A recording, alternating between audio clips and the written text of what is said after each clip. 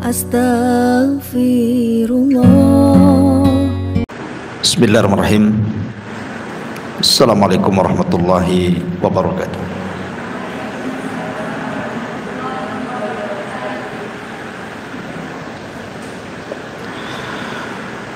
Alhamdulillah, assalatu wassalamu ala rasulillah wa ala alihi wa sahbihi wa mawalah wa la hawla wa la quwwata illa billahi wa ba'd.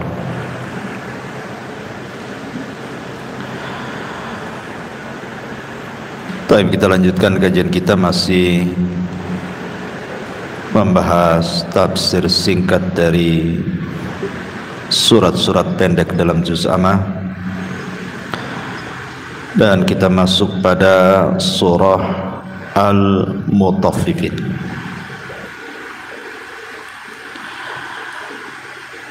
Surah Al-Mutaffifin ini secara tartib dalam mushaf masuk pada surat ke-83 dengan jumlah ayat 36, jumlah kalimat 169, dan jumlah huruf 740. Adapun apakah dia makkiyah ataukah madaniyah, maka terjadi silang pendapat di antara ulama. Pendapat Ibnu Mas'ud, Dhahak, dan juga Muqatil bahwa surah Al-Mutaffifin ini adalah makkiyah, artinya turun sebelum hijrah. Ada juga pendapat yang lain dari Ibnu Abbas, Ikrimah, As-Sudi, dan juga Al-Hasan mengatakan bahwa surah Al-Mutaffifin ini adalah surah madaniyah, surat yang turun setelah hijrah.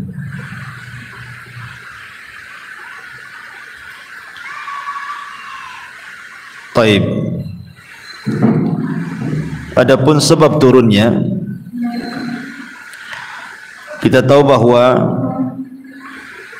sebelum Nabi SAW hijrah dari Makkah ke kota Madinah, bahwa pasar di kota Madinah itu dikuasai oleh orang-orang Yahudi, terutama Yahudi Bani Qunaiqah. Dan sistem perniagaan orang-orang Yahudi itu sangat buruk sekali, banyak sekali kecurangan, sehingga kemudian Allah Subhanahu wa ta'ala turunkan surah Al-Mutaffifin ini, karena surah Al-Mutaffifin ini bicara soal kecurangan dalam dagang. Ada juga yang mengatakan bahwa surah Al-Mutaffifin ini turun kepada orang namanya Abu Juhainah. Ada orang namanya Abu Juhainah. Kalau dia jualan itu, dia punya dua gantang, gantang kecil dan gantang besar.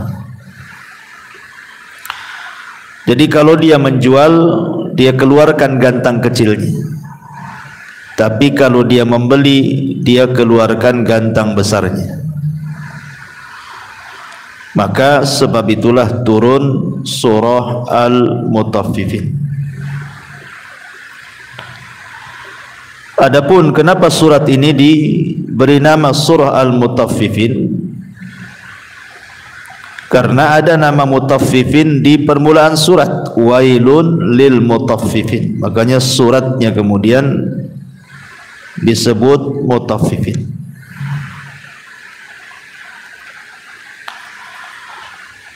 Taib. Dan surat ini juga jatuh setelah surat Al-Ankabut. Jadi surah Al-Mutaffifin turun setelah sebelumnya turun surah Al-Ankabut. Kita baca ayatnya. A'udzubillahi minasyaitonirrajim. Bismillahirrahmanirrahim. Wailun lil mutaffifin. Celakalah bagi orang-orang yang curang dalam menakar dan menimbang. Seperti apa gambarannya? Alladzina idzaktalu 'alan nasi yastawfun. Orang-orang yang apabila menerima takaran dari orang lain, mereka pun meminta dicukupkan. Artinya kalau dia posisinya pembeli. Wa idza kaluhum aw wazanuhum yukhsirun. Dan apabila mereka menakar atau menimbang untuk orang lain, mereka pun menguranginya. Ini kalau di posisi penjual. Maka Allah Subhanahu wa taala ingatkan, ala yadhunnu ulaika annahum mab'utsun. Tidakkah mereka itu mengira bahwa sesungguhnya mereka akan dibangkitkan liyaumin azim, pada satu hari yang sangat besar, yauma yaqumun nasu li rabbil alamin, yaitu pada hari ketika semua orang bangkit menghadap Tuhan seluruh alam semesta. Kalimat wailun, sebagian para ulama, orang Arab itu tidak biasa meletakkan kalimat nakirah di permulaan kata. Biasanya orang Arab itu meletakkan kalimat yang sifatnya ma'rifat. Maksudnya jarang orang Arab itu meletakkan kalimat yang kalimat itu dimulai dengan adanya tanwin. Wailun kan tanwin itu namanya. Wailun, wailan, wailin, itu namanya tanwinnya. Tetapi orang Arab itu biasanya kalau meletakkan di permulaan kalimat menggunakan alif lam. Al-wailu, harusnya seperti itu. Tetapi karena ini bentuknya sebuah doa, doa kebinasaan, wail itu artinya kebinasaan, maka digunakan dalam bentuk nakirah. Ada juga wailun itu maksudnya adalah satu lembah yang terdapat di neraka jahanam. Lembah ini sangat dalam, sangat gelap dan sangat busuk karena semua nanah dan darah penduduk neraka itu masuk ke lembah ini. Saking mengerikannya jahanam sendiri sampai isti'adzah, meminta perlindungan dari lembah ini. Itulah wailun lil mutaffifin. Untuk apa lembah ini? Atau kalau diartikan doa kebinasaan itu siapa? Maka Allah katakan lil mutaffifin, untuk orang yang suka mentatfif. Tatfif itu artinya mengurang-urang. Dan dalam dunia perniagaan di zaman dulu itu sudah tradisi mereka suka mengurang-urang takaran, mengurang-urang timbangan, mengurang-urang meteran dan begitu seterusnya. Tapi kemudian juga di zaman sekarang juga banyak yang seperti itu. Kadang-kadang diganjel timbangannya kalau sekarang kan. Atau kalau pakai timbangan digital kadang-kadang belum pas sudah diangkat, padahal nomornya masih jalan tuh, sudah diangkat sama dia. Kadang-kadang nggak dikasih tahu nomornya kan, harusnya kan penjual itu dikasih tahu, tengok tuh angkanya itu, ini enggak, taruh di situ, main diikat, kasih kan gitu. Atau dengan cara tatfifnya itu mencampurkan yang baik dan yang buruk. Umpamanya ibu beli beli salak, beli duku, beli yang ya buah-buahan. Tujuan kita membelikan yang bagus karena diberikan contoh yang bagus.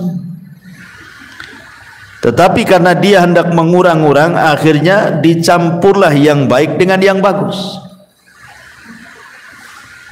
Ataupun dicampur yang kering dengan yang basah supaya timbangannya berat. Sampai ada orang jual sapi itu, ada namanya sapi gelonggongan lagi kan ya, kasih air ke dalam supaya berat tuh timbangannya itu. Lah ini semua tatfif namanya, atau semua curang dalam dunia dagang itu masuk kepada tatfif. Sebenarnya kalau kita sedikit berfikir, sering saya sampaikan kepada ibu-ibu ya, curang dalam dunia perniagaan yang disebut dengan mutaffifin itu sebenarnya tidak mengenyangkan. Tidak mengenyangkan. Contoh nih, kalau ibu jualan buah-buahan, kemudian ada orang yang beli 1 kilo salak, 1 kilo duku, atau 1 kilo jeruk.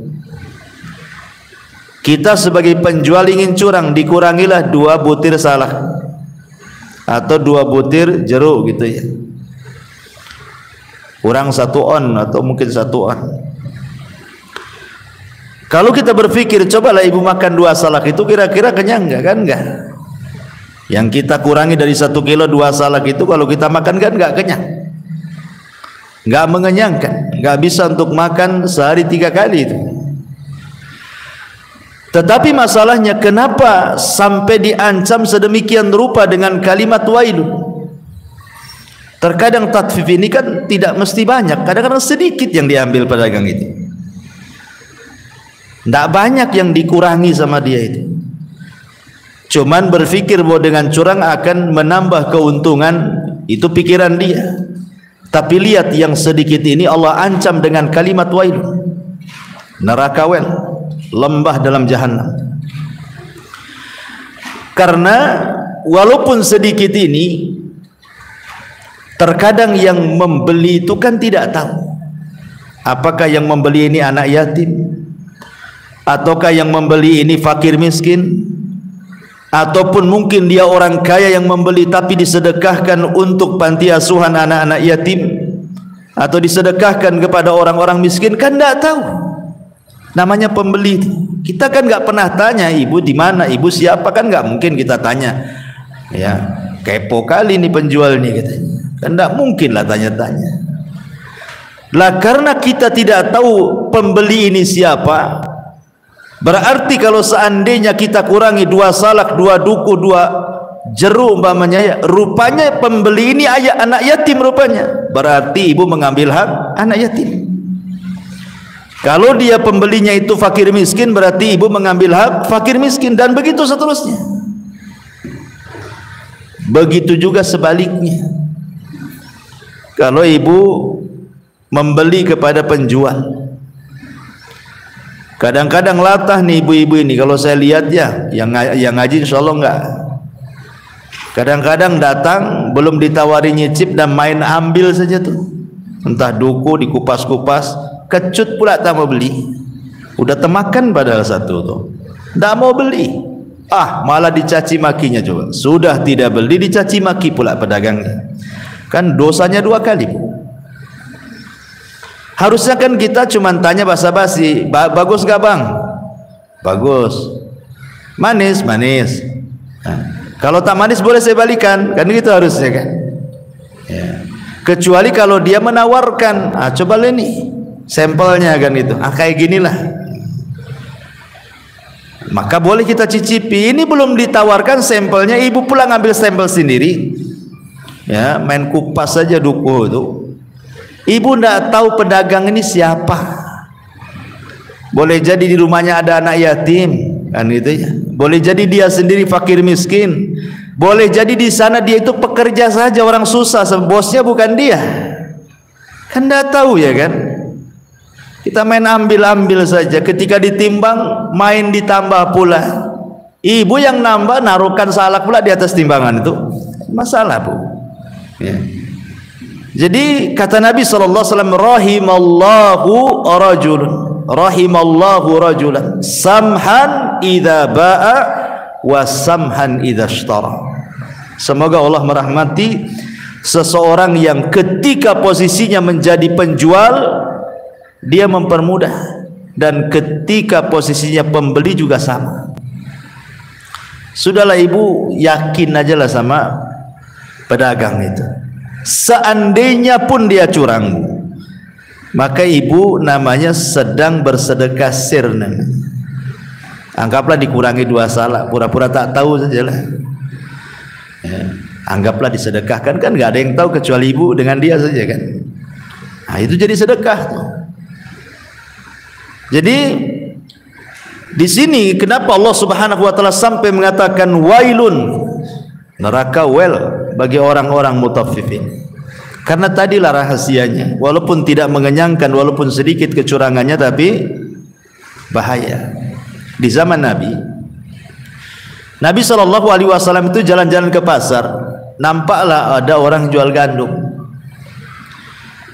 Zaman dulu kan belum ada, kalau di kita ini beras pakai karung, pakai plastik kan nggak ada zaman dulu kan. Biasanya beras itu ya nampak ya kan, ditaruh di tempat, jadi orang datang bisa megang. Kalau orang sekarang mana bisa megang? Kalau dirobek plastiknya berarti beli. Kalau zaman sekarang kan, ya. Oh zaman dulu kan nampak berasnya, bisa dipegang-pegang. Ini jenis apa, ini jenis apa kan orang dulu tuh. Lah di zaman Rasul gitu tuh. Jadi oleh Nabi SAW dimasukkanlah ini tangan Rasul ini ke dalam beras gandum itu. Rupanya basah pula bawahnya, atasnya pula kering. Jadi Nabi SAW bertanya, kenapa bawahnya basah, kenapa atasnya kering?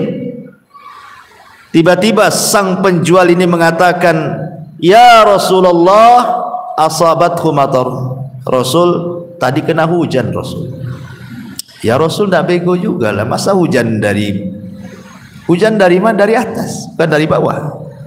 Kalau hujan dari bawah ke atas, iyalah basah bawah tuh. Hujan kan dari atas ke bawah, mestinya yang atas lah yang basah, yang kering yang bawah kan gitu.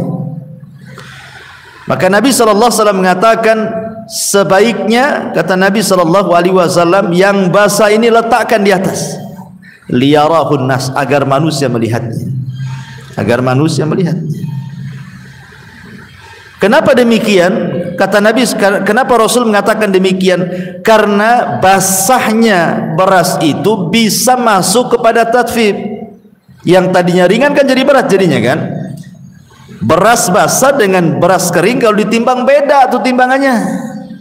Kalau ada airnya pasti dia lebih berat. Nah, itulah nanti jatuh ke tatfif. Makanya Rasul mengatakan, kenapa engkau enggak letakkan beras yang basah itu di atas, yang kering di bawah, supaya manusia melihat. Gimana Rasul mengajarkan jangan sampai tatfif di sini, mengurang-urang takaran, mengurang-urang timbangan. Ya. Dan memang sejak dulu kan, yang namanya curang itu biasanya seperti itu. Di zaman Umar bin Khattab radhiyallahu an, pernah suatu ketika Umar malam-malam itu mengecek masyarakatnya. Karena di zaman Umar itu pemerintah itu membuat tenda-tenda yang banyak, itu digunakan untuk orang-orang yang mengadu nasib ke kota. Kayak kita yang umpamanya ibu kota kita Jakarta lah, ingin ngadu nasib di kota, datang ke Jakarta. Ya. Kira-kira pemerintah di Jakarta menyediakan tempat enggak? Kan enggak kan itu ya, enggak menyediakan tempat. Tapi Umar bin Khattab radhiyallahu anhu selaku pemimpin negara menyediakan tempat itu untuk orang-orang daerah yang ingin ke ibu kota. Dibuatlah tenda-tenda banyak. Termasuk juga diberikan penerangan. Dikasih lampu, tapi dijatah gitu ya lampunya. Jam sekian nyala, jam sekian padam. Jadi Umar radhiyallahu anhu ini setiap malam ngecek tuh. Kemudian adalah satu tenda itu kok lampunya belum dipadamkan, mestinya padam jam sekian itu. Maka mendekatlah Umar itu ke tenda tadi. Rupanya dalam tenda itu adalah percakapan seorang ibu dengan anak gadisnya. Kata ibunya, nak, besoklah kita jualan susu itu kita campur aja dengan air mineral katanya. Buat apa bu? Ya biar banyaklah untungnya kan itu. Maka anak gadisnya mengatakan, jangan bu, aturan Umar ibn Khattab Amirul Mukminin melarang curang dagang. Kata ibunya, kan enggak tahu Amirul Mukminin, padahal di samping tendanya tuh, ya. Kan enggak tahu Amirul Mukminin. Dia kan enggak melihat kita, katanya. Maka anak gadisnya mengingatkan kepada ibunya, Bu, walaupun Amirul Mukminin taruhlah dia tidak tahu, tetapi Amirul Mukminin itu punya Tuhan, dan Tuhan dia Tuhan kita juga. Dan pasti Tuhannya Amirul Mukminin tahu kecurangan kita. Lihat, sistem kecurangan sejak dulu itu kurang lebih dengan zaman sekarang kan. Kalau dulu mencampurkan air susu asli dengan air mineral biar nampak banyak kan itu ya. Kalau sekarang yang mencampurkan buah-buahan yang busuk dengan yang bagus, kan campur-campuran intinya ya. Nah, itulah cara curang dagang. Lah yang seperti inilah kemudian dilarang, namanya tatfif. Ada juga yang meluaskan. Jadi mutaffifin itu bukan hanya bicara soal jual beli saja, tidak. Ada yang meluaskan apapun dalam permasalahan hidup ini. Kalau di situ ada hak-hak yang dikurangi, berarti masuk pada wailun lil mutaffifin. Pamannya seorang pekerja di PT, sudah disepakati masuk jam 8 pulang jam 5, masuk pula setengah 9, berarti ngurangi setengah jam, masuk dia wailul lil mutaffifin. Atau dia sudah jelas-jelas masuknya jam 8, jam 5 dia pulang, sengaja dia malas-malas kerjanya, tidur kerjanya ya. Padahal masih banyak pekerjaan yang harus dia kerjakan, masuk juga wailul lil mutaffifin. Bahkan masuk pada urusan-urusan yang lain, masuk dalam urusan rumah tangga, seperti ibu kurang memberikan hak kepada suami atau sebaliknya, wailun lil mutaffifin. Atau pemerintah kurang memberikan hak kepada rakyatnya, wailul lil mutaffifin. Masuk semuanya. Ada yang mengumumkan kalimat tatfif ini kemana-mana, bukan hanya ke persoalan berniaga saja. Nah, tetapi Allah Subhanahu wa taala di sini memfokuskan kalimat mutaffif ini kepada permasalahan jual beli. Makanya ayat selanjutnya Allah mengatakan, alladzina idza qtalu 'alan nasi yastawfun wa idza kaluhum aw wazanuhum yukhsirun. Yaitu orang-orang yang apabila menerima takaran dari orang lain mereka minta dicukupkan, dan apabila mereka menakar atau menimbang untuk orang lain mereka pula minta dikurangi. Jadi kalau posisinya dia penjual, maka dia ganjal tuh timbangan tuh. Tapi kalau posisinya pembeli, maunya ditambah-tambahlah, tambah sikit lah, tolonglah kan itu. Minta ditambah-tambah aja. Nah, inilah yang disebut mutaffif. Ada sebagian para ulama mengatakan bahwa dahulu di zaman dulu itu orang-orang yang curang berdagang itu mereka punya dua gantang, seperti dalam kisah asbab nuzul itu kan, kisah Abu Juhainah itu. Jadi dia itu punya dua bejana, yang satu kecil, yang satu besar. Jadi kalau dia jual ke orang lain pakai gantang yang kecil. Ingat Bu, kalau dulu jual beras itu kan ada gantang tuh kan, nanti dimasukkan, nanti baru dibelah gitu ya, baru dimasukkan ke kresek. Zaman dulu kan gitu ya. Jadi orang-orang yang curang dagang kala itu di zaman Nabi SAW, mereka sengaja buat gantang tuh ya, satu gantang agak gede, satu gantang kecil. Nah, jadi kalau dia jual pakai yang kecil, tapi kalau dia mau beli pakai wadah itu, dikasih yang besar. Nah, gitu ya.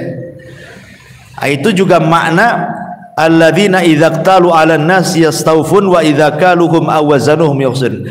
Atau tidak dengan gantang ya, tetapi sengaja dia melakukan kecurangan dengan ya tadi, kemudian mengurang-urang takaran. Memang takarannya dikurangi, seperti mengganjal timbangan. Kalau dulu kan ma'ruf tuh diganjal-ganjal timbangan tuh, sengaja gitu biar nggak pas gitu ya, biar kurang ya.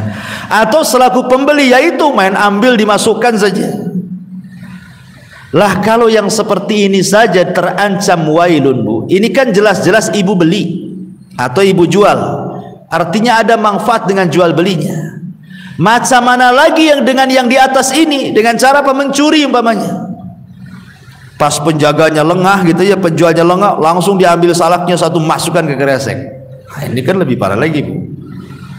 Pas lengah-lengahnya kan langsung diambil jeruknya. Nggak dimasukkan kresek, dimasukkan ke sini, ke pesa sini. Kan nggak nampak gitu ya. Ah, itu lebih parah lagi. Atau lebih parah lagi daripada ini adalah mengambil dengan cara paksa dan mengancam. Merampoklah bahasanya kan. Kasih atau saya pukul, kasih atau saya bunuh. Nah, gitu ya. Itu lebih parah lagi karena mencuri dengan ancaman. Gitu ya. Kalau yang seperti ini kan sebenarnya kan hanya minta baik-baik, tolonglah tambah kan itunya. Itu kan minta baik-baik, padahal sudah pas tapi kita minta gitu ya. Ini saja masuk pada mutaffif. Apalagi yang jelas-jelas ngambil tanpa sepengetahuan penjual kan, apalagi dengan ancam kasih 1 kilo, kalau enggak saya bakar nih ini, gitu ya. Ah, itu lebih parah lagi.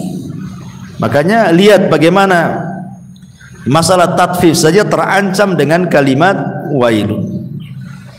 Kemudian Allah Subhanahu wa taala mengatakan, ala yadhunnu ulaika annakum mab'utsun liyaumin 'adzim. Tidakkah mereka mengira bahwa sesungguhnya mereka akan dibangkitkan pada satu hari yang sangat besar. Dari sini, Bu, pentingnya seseorang itu beriman dengan hari akhir. Kalau keimanan kita ini besar kepada hari akhir, Bu, saya yakin dan saya percaya akan terlahir akhlak-akhlak yang terpuji. Kalau orang itu yakin betul dengan adanya hari kebangkitan, saya yakin akan terlahir orang-orang yang disiplin, orang-orang yang bertanggung jawab, orang-orang yang jujur, orang-orang yang amanah, pasti itu. Ya. Tetapi ketika kemudian kurang keimanannya kepada hari akhir, itu nggak akan terlahir akhlak-akhlak seperti ini. Pasti orang itu tidak amanah, pasti orang itu tidak jujur, pasti orang itu tidak bertanggung jawab, pasti orang itu tidak baik. Kenapa? Karena jelek pemahamannya kepada hari akhir. Disangkanya dia tidak akan dibangkitkan, dia tidak akan dihisab, dia tidak akan dipertanggungjawabkan kan, sehingga tenang-tenang saja dia melakukan maksiat. Tapi kalau orang itu yakin dengan hari akhir bahwa ada kebangkitan setelah kematian, jangankan lagi ngerampok gitu ya, soal tatfif yang kecil saja nggak mau dia. Ya, di dunia terkadang orang-orang yang zalim itu tidak ada balasannya, tapi bukan berarti kemudian mereka tidak akan dibalas. Pasti dibalas. Kapan? Liyaumin adzim, pada hari yang sangat besar. Di sini Allah mengatakan, ala yadhunnu ulaika annahum mab'utsun. Tidakkah mereka mengira bahwa sungguh mereka akan dibangkitkan? Kalimat dibangkitkan ini maksudnya adalah dibangkitkan dalam tiupan sangkakala kedua. Sangkakala itu ditiup 2 kali.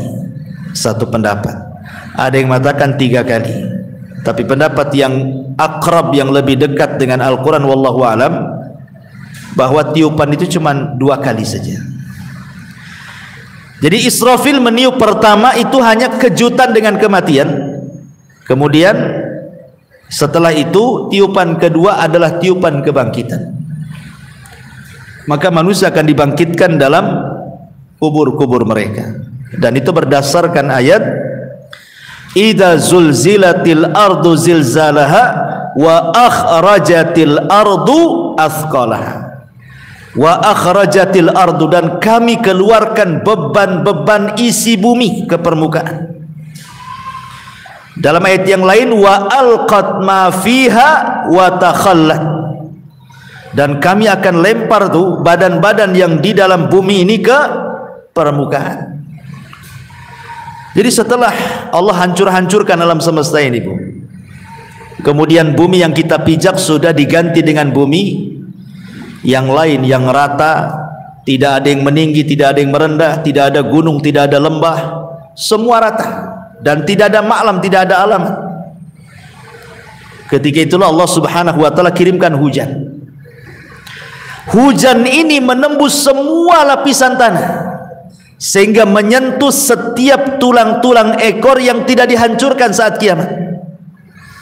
Ingat Bu, dari semua badan kita itu pasti binasa. Mungkin binasa karena termakan waktu di dalam tanah, ya kan? Atau mungkin binasa karena dahsyatnya hari kiamat. Betul-betul hancur, tidak tersisa. Tetapi ada satu bagian tubuh kita yang tidak mungkin hancur walaupun kiamat dibangkitkan sekalipun. Apa itu? Tulang ekor manusia. Tulang ekor tidak akan hilang walaupun kecil, ya. Mungkin bisa dilihat dengan alat, kan hanya bisa dilihat dengan alat.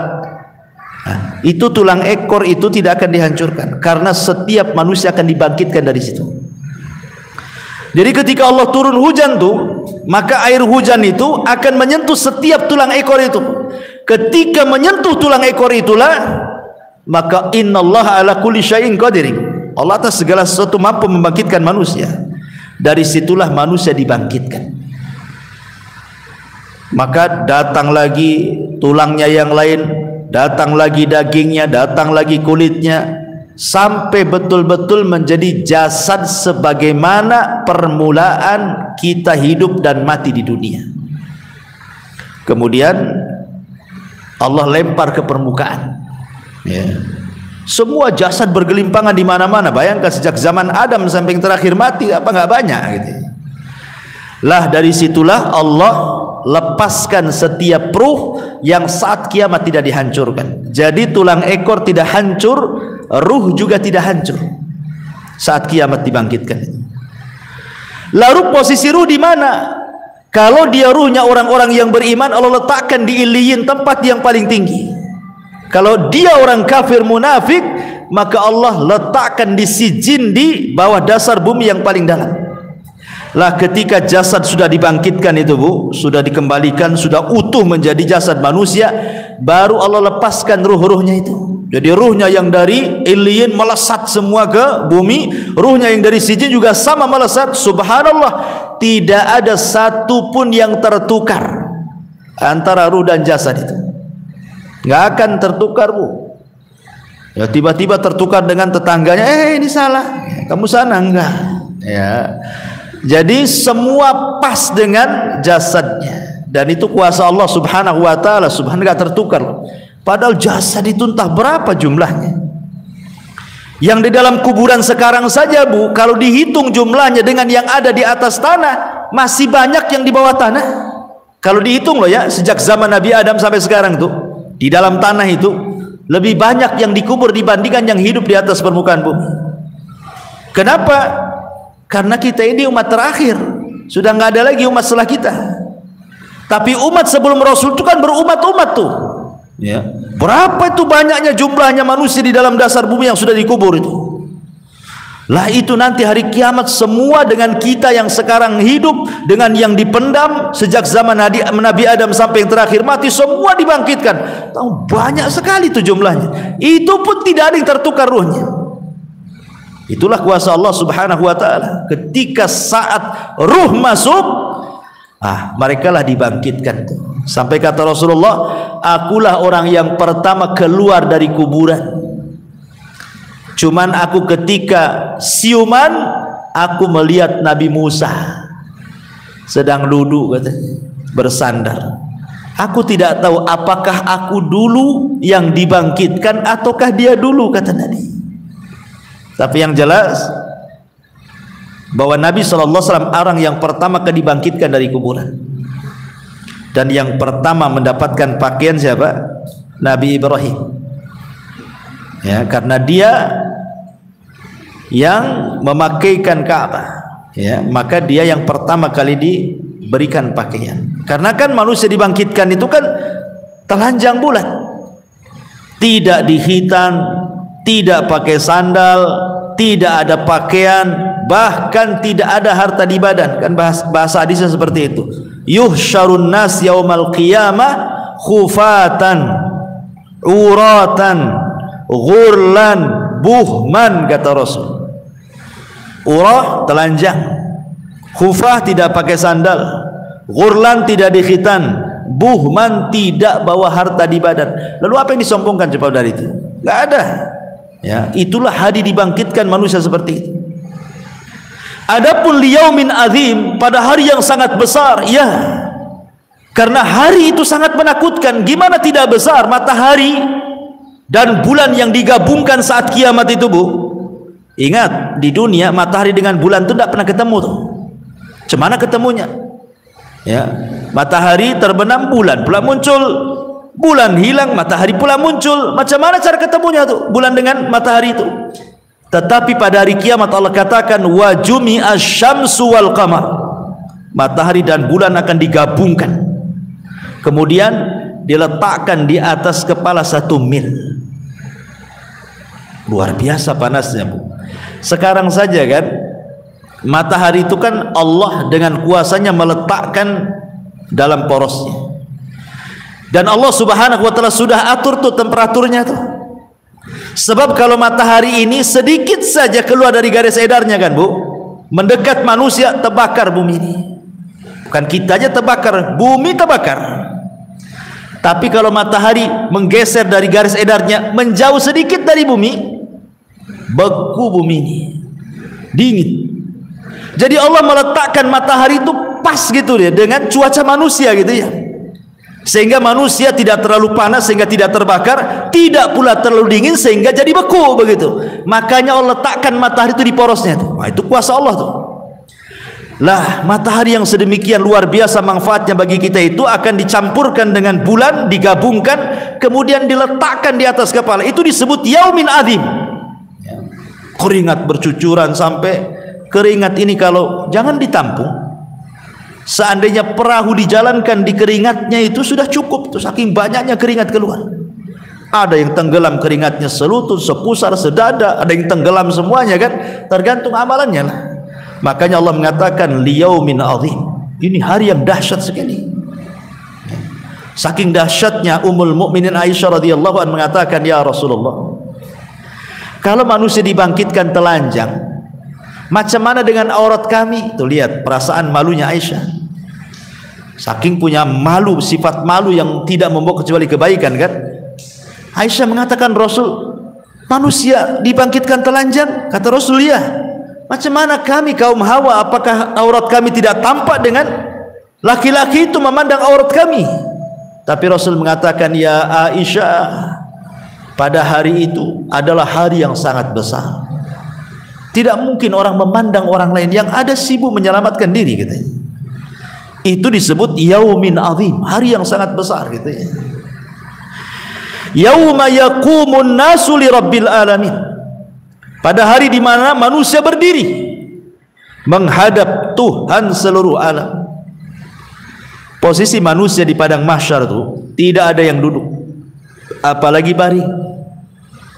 Ibu kalau upacara Agustusan nih kan, ikutlah di lapangan, capek Bu, bisa keluar dari barisan, cari pohon, bisa ibu bersandar di situ, ya kan? Atau mungkin capek kali, baring sekali di rumput. Ini di dunia nih. Tetapi di padang mahsyar itu posisi manusia tidak ada yang duduk. Karena di sini bahasanya yauma yaqumu, qama yaqumu, berdiri. Kenapa tidak ada posisinya duduk? Apalagi sambil berbaring, nggak ada. Karena kalau seandainya dia duduk, tenggelam dengan keringat. Apalagi baring, tenggelam dengan keringatnya. Makanya semua posisi manusia itu berdiri, tersiksa bukan berdiri. Makanya ketika mereka datang kepada Nabi Adam, apa kata penduduk orang-orang di padang mahsyar itu? Ya Adam, ala tara ila ma nahnu fihi. Adam, tidakkah kau iba kepada kami? Tengoklah kondisi kami ini, katanya. Saking sulitnya gitu ya. Sampai manusia mengatakan kepada Adam seperti itu, ala tara ila ma nahnu fi. Tidakkah iba melihat kami? Matahari didekatkan, kami berdiri. Berapa lama coba berdirinya? Khamsina alfasanah, 50.000 tahun. Bukan sebentar, 50.000 tahun itu. Sementara kehidupan dunia dengan kehidupan akhirat itu, satu hari dunia sama dengan 1000 tahun, 1000 tahun, satu hari akhirat sama dengan 1000 tahun dunia. Jadi satu hari akhirat itu sama dengan 1000 tahun dunia. Sementara orang yang di padang mahsyar itu lamanya 50.000 tahun. Mereka harus menunggu tuh keadilan dari Allah Subhanahu wa taala. Tapi pertanyaannya, apakah 50.000 tahun itu hanya berlaku kepada orang-orang kafir saja, ataukah menyeluruh bahwa manusia akan tinggal di padang mahsyar itu 50.000 tahun? Ini menjadi polemik para ulama. Ada yang mengatakan khamsina alfasana, 50.000 tahun itu khusus orang kafir saja. Itu khusus orang kafir saja. Orang-orang yang beriman ini tergantung dosanya. Kalau dia termasuk orang-orang yang tanpa hisab, tanpa azab, berarti keluar dari kuburan direct masuk surga lah. Tak ada lagi dia tinggal-tinggal di padang mahsyar.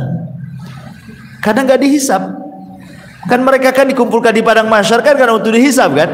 Kalau sudah tidak dihisab, ngapain di situ? Ya, direct aja lah masuk surga. Ya. Tapi ada orang-orang yang dapat hisabnya mudah. Mudah hisabnya, hisaban yasira, mudah sekali. Maka ini pun tidak sampai 50.000 tahun. Tapi ada juga yang hisabnya itu sulit, maka juga akan dilamakan. Boleh jadi mungkin sampai 50.000 tahun, wallahu alam kan itu ya. Jadi tergantung amalannya. Orang itu berapa lama tinggalnya di padang mahsyar itu. Yang jelas, yauma yaqumun nasu li rabbil alamin, yaitu pada hari ketika semua manusia bangkit menghadap Tuhan seluruh alam. Di sini Allah Subhanahu wa taala seolah-olah ingin mengatakan, ya, janganlah kalian curang sedikit mengakibatkan kesulitan pada hari kiamat.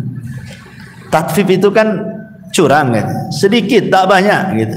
Janganlah gara-gara sedikit kok jadinya masalah nanti di hari kiamat. Makanya Allah Subhanahu wa taala katakan kalla.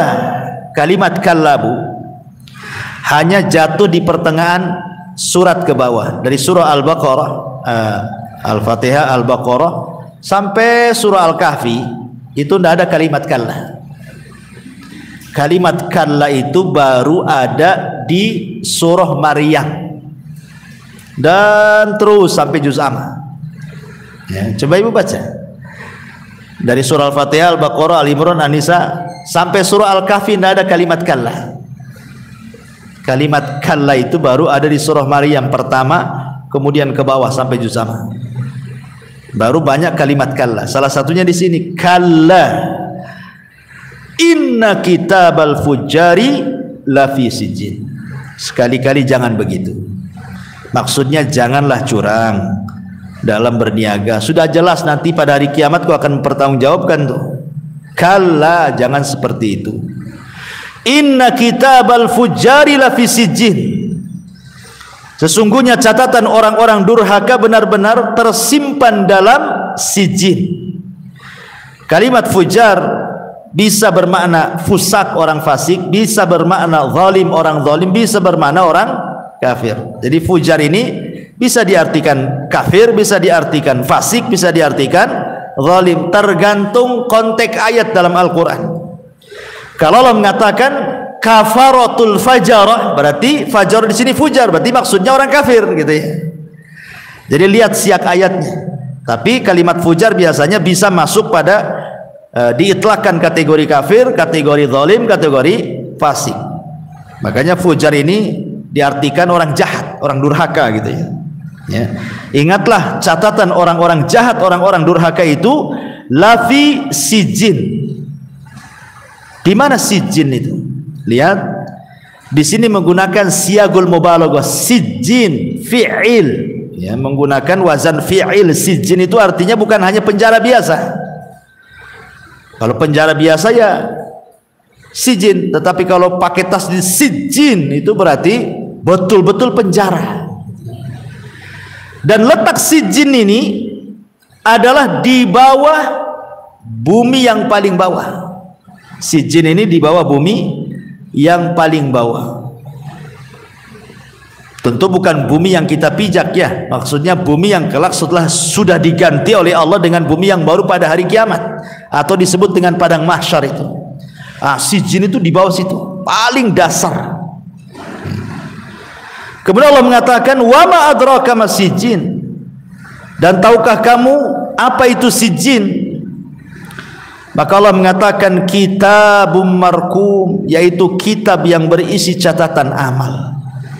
Makanya dalam hadis Bara bin Azib radhiyallahu an, ketika Nabi SAW menceritakan soal ini Bu ya, kematian seorang mukmin dan orang kafir kan, apa kata Rasul? Adapun orang mukmin kalau meninggal, maka akan disediakan kain kafan dari sorga dan minyak wangi diletakkan di situ. Kemudian di kain kafan, kemudian wanginya sampai membumbung ke langit. Ketika wanginya sampai membumbung ke langit itu, malaikat kan bertanya-tanya tuh, itu ruhnya siapa tuh? Kok wangi sekali, harum sekali? Dipujilah oleh malaikat di langit itu. Kemudian ruh ini diangkat sampai ke langit pertama. Maka malaikat yang mengangkat mengetuk pintu langit, maka malaikat penjaga pintu langit membuka sampai langit kedua, ketiga, sampai tembus ke langit ketujuh. Kemudian di langit ketujuh setelahnya diperjumpakan dengan Allah, dan Allah katakan, kembalikan ruh ke dalam jasadnya, tapi simpan catatannya di Iliyin. Naikkan catatannya, ruhnya balikan. Tetapi ketika Rasul menceritakan tentang pencabutan ruhnya orang kafir munafik itu, sudah susah dicabut gitu ya. Kemudian diletakkan dari kain kafan dari neraka yang sangat busuk dan membumbung ke langit. Semua malaikat mencela orang ini. Ini bau siapa, busuk sekali gitu. Dicelaklah kemudian ruh itu. Akhirnya kemudian kain kafan ini dinaikkan ke atas. Maksudnya bahwa dinaikkan menghadap Allah, tetapi tidak pun berhadapan dengan Allah. Baru dengan langit pertama saja, pintu langit pertama tidak dibukakan malaikat. Allah katakan, la tufattahu lahum abwabus sama. Bagi mereka pintu-pintu langit tidak akan dibuka. Ketika pintu langit tidak dibuka, otomatis tidak bisa naik itu. Maka Allah katakan, letakkan ruhnya, lemparkan ruhnya ke dalam jasadnya. Bukan diletakkan, dilemparkan. Kemudian letakkan catatannya di sijin. Sebagian ulama tafsir mengatakan sijin itu bukan lapisan bumi yang paling dalam. Anggaplah bumi itu kan 7 lapis. Bukan di lapisan ke-7, tapi sijin itu di bawah lapisan ke-7 lagi. Seolah-olah apa Bu? Seolah-olah bumi tidak menerima amalan jeleknya. Bumi menolaknya, nggak mau dijadikan simpanan amalan buruk orang-orang jatuh, nggak mau dia. Makanya kemudian bumi menolaknya sehingga diletakkan di bawah lapisan yang ke-7 lagi tuh, berarti sudah di bawah bumi lagi tuh. Bayangkan coba, terhinanya orang-orang fujar ini. Nah, itu disebut sijin namanya. Ya. Kemudian Allah mengatakan, wailun yauma idzin lil mukadzibin. Terulang kalimat wail di sini ya. Neraka wail atau celaka atau binasa pada hari itu bagi orang-orang yang mendustakan. Siapa mereka? Alladzina yukadzibuna biyaumiddin, orang-orang yang mendustakan hari pembalasan. Wa ma yukadzibu bihi illa kullu mu'tadin atsin. Dan tidak ada yang mendustakan hari pembalasan kecuali setiap orang yang melampaui batas dan berdosa. Siapa mereka? Idza tutsla alaihi ayatuna qala asatirul awwalin, yang apabila dibacakan padanya ayat-ayat kami dia berkata, itu kan dongeng orang-orang dulu saja. Di zaman Nabi SAW, para pendusta itu kan ma'ruf Bu ya. Namanya seperti Abu Lahab, Abu Jahal, Umayyah, Al-Walid, Uqbah, dan banyak sekali. Ya, Uqbah bin Mu'aid, ya, itulah para pendusta di zaman itu. Sebenarnya mereka itu dalam hatinya membenarkan dan tidak mendustakan. Sama dengan Fir'aun ketika berhadapan dengan Nabi Musa. Allah mengatakan apa? wastaiqanatha anfusuhum zulman wa uluwa. Wastaiqanathu anfusuhum zulman wa uluwa. Jadi Fir'aun itu sebenarnya yakin dengan ajarannya Musa, cuman karena merasa tinggi, merasa dirinya mengaku Tuhan gitu ya, kemudian dia pun kezalimannya yang luar biasa sehingga lisannya mengingkari syariat Musa tapi hatinya membenarkan. Fir'aun itu buktinya apa? Saat kematiannya dia mengatakan amantu bima amanat bihi banu Israel, kan aku beriman dengan yang diimani Bani Israel. Artinya dalam hatinya Fir'aun itu meyakini syariat Musa itu benar sebenarnya, cuman karena kesombongannya dengan lisannya dia mengingkari, bahkan mengatakan ana rabbukumul a'la, saya Tuhan kalian yang paling tinggi. Lah di zaman jahiliyah sama Bu. Abu Jahal itu yang mendapatkan gelar dari Rasul Fir'aunnya umat ini adalah Abu Jahal. Itu sama dengan Fir'aun dulu di zaman Nabi Musa, hatinya itulah membenarkan Nabi. Dari mana kita tahu? Dari percakapan Akhnas ibn Syurek dengan Abu Jahal. Sebelum masuk Islam, Akhnas ibn Syurek ini berkawan tuh, karena sama-sama orang besar kan ya. Akhnas ibn Syurek, Amr ibn Hisham atau Abu Jahal, Abu Sufyan itu kan para pembesar-pembesar tuh di zaman itu. Lah Akhnas ibn Syurek ini sebelum dia masuk Islam, dia pernah berbincang-bincang dengan Abu Lahab. Namanya Abul Hakam. Abu Lahab itu kan Nabi yang kasih Abu Jahal. Abu Jahal itu Nabi yang kasih nama. Namanya bukan Abu Jahal, namanya siapa? Amr ibn Hisham. Julukannya Abul Hakam. Bagus tuh julukannya Abul Hakam Bu. Hakam itu artinya bijaksana, bapak kebijaksanaan gitu kalau mau diartikan Abul Hakam itu. Karena kalau Abu Jahal ini memutuskan sebuah perkara sangat masuk di akal, sangat bijak. Makanya banyak orang-orang kafir itu gandrung dengan Abu Jahal karena kebijakannya.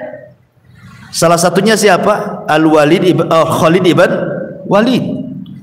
Gara-gara terpincut dengan Abu Jahal, 20 tahun dia kafir. Baru setelah 20 tahun Islam berlalu, baru dia masuk Islam di tahun ke-7 Hijriah.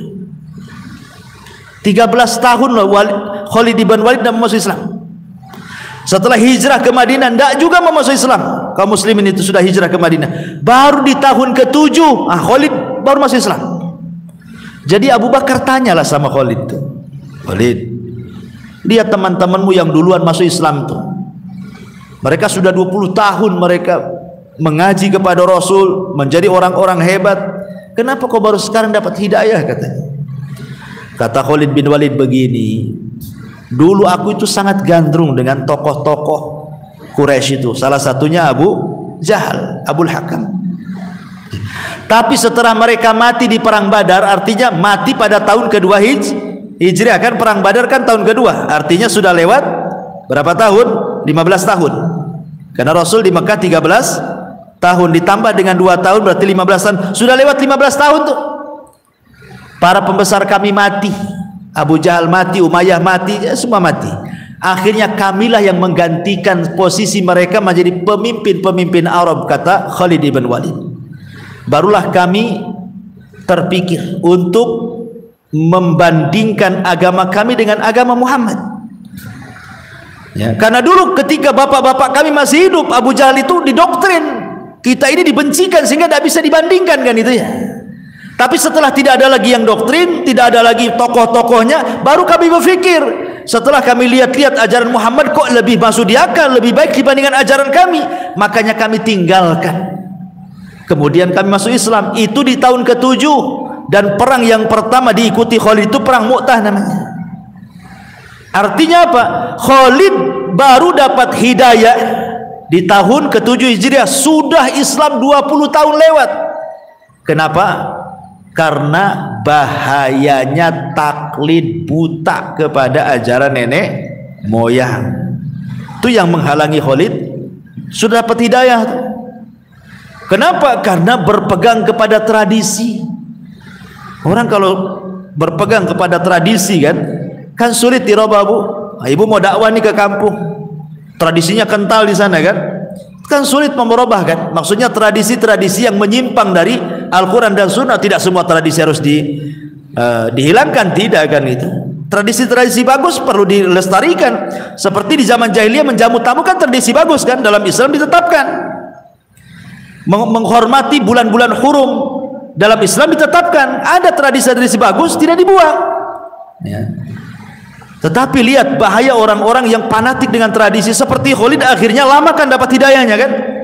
Setelah 20 tahun dapat hidayah karena fanatik buta dengan tokohnya tuh. Nah, itulah. Nah, setelah dia masuk Islam, baru Amr bin As juga masuk Islam. Kemudian ada satu juga kawannya tokohnya masuk Islam. Lah sebenarnya Akhnas ibn Surek ini sebelum masuk Islam itu, kan hatinya itu sebenarnya sudah yakin ajaran Muhammad itu benar. Makanya dia cobalah ngomong sama Abu Jahal kawannya itu.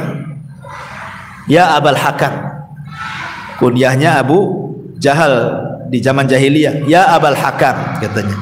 Wahai Abul Hakam, saya ingin tanya, bagaimana pendapatmu tentang Muhammad itu? Macam mana sih Muhammad itu di matamu itu seperti apa gitu? Subhanallah. Ini jawaban Abu Jahal, kata Akhnas ibn Surek ketika dia masuk Islam, dia cerita. Kata Abu Jahal, wallahi ma jarrabtu alaihil kadhib. Demi Allah aku tidak mendapatkan satupun yang diucapkan Muhammad itu dusta. Artinya kan yakin Abu Jahal itu kan. Dia mengatakan, demi Allah, kata Abu Jahal, aku tidak melihat yang diucapkan Muhammad itu dusta. Dan pada satu malam, Akhnas ibn Surek, Abi Sufyan, Abu Jahal, nggak ada koordinasi bu. Mereka mengendap-endap ketika Nabi SAW sedang sholat. Kemudian mereka menikmati bacaan Nabi sedang sholat tuh bu. Setiap malam. Kalau Nabi sholat di sana, Abu Jahal datang, Akhnas datang, Abu Sufyan datang, tapi nggak ada koordinasi, satu dengan lain nggak tahu. Jadi satu malam Rasul pula tak datang untuk sholat malam, sementara orang tiga ini datang, masing-masing di semak-semak belukar yang berbeda gitu ya. Ketika Rasul tidak datang, kecewalah tiga orang ini. Pas pulang papasan, kok di sini kamu ngapain? Nah, gitu ya. Kata Abu Sufyan, kamu juga ngapain di sini? Kata anak saya, kamu juga ngapain? Akhirnya salah menyalahkan. Akhirnya mereka terbuka bahwa mereka sedang menikmati bacaan Nabi ketika sholat. Disitulah kata Abu Jahal kepada mereka, jangan datang lagi kita ke sini. Ini kalau orang-orang awam tahu, orang-orang Quraisy, habislah kita katanya. Janji tidak mau datang. Subhanallah. Ketika mereka sudah janji tak akan datang lagi malam-malam mendengarkan bacaan Nabi, Quran itu rupanya kayak besi berani bu, nyedot-nyedot orang ya. Besoknya mereka datang lagi, nggak ada koordinasi lagi. Ketika satu malam Rasul tak datang, ketemu lagi lah. Ini gimana ceritanya? Kan kita sudah janji nggak akan datang katanya kan. Asik gitu saja coba. Makanya kalau kita perhatikan orang-orang Quraisy ini sekelas Abu Jahal, Abi Sufyan dan yang lainnya, itu kalau di malam hari itu cinta dengan Quran, tapi kalau di siang hari jadi musuhnya Al-Quran. Musuh dia sama Nabi. Kok di malam hari suka tuh? Dari sini menunjukkan bahwa mereka itu hanya mendustakan dengan lisan saja, hati mereka itu yakin kan itu ya. Makanya di sini Allah mengatakan, wailul yauma idzil mukadzibin alladzina yukadzibuna biyaumiddin wa ma yukadzibu bihi illa kullu mu'tadin athim idza tutsla alaihi ayatuna qala asatirul awwalin. Apabila dibacakan kepada mereka, mereka mengatakan, itu kan dongeng-dongeng saja, lisannya saja ngomong dongeng-dongeng saja katanya. Buktinya mereka mendengarkan terus bacaan Quran ini, baca Nabi kan. Itulah orang-orang kafir ya. Mereka itu mendustakan hari pembalasan. Karena periode dakwah Mekah itu bu, semua dakwahnya bicara soal sorga, neraka, azab kubur, pembalasan, hisab, mizan. Itu semua ayat-ayat yang bicara tentang kejadian-kejadian setelah kematian itu disebut periode Mekah bu.